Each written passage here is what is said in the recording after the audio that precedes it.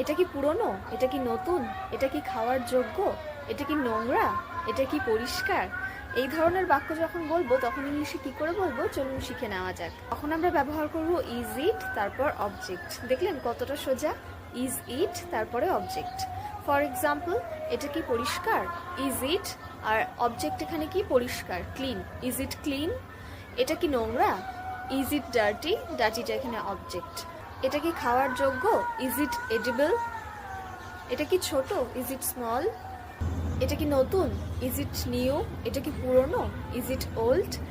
এটা কি একটা খেলনা, ইজ ইট আ টয়। এটা কি সত্যি, ইজ ইট ট্রু। এটা কি মিথ্যে, ইজ ইট আ লাই।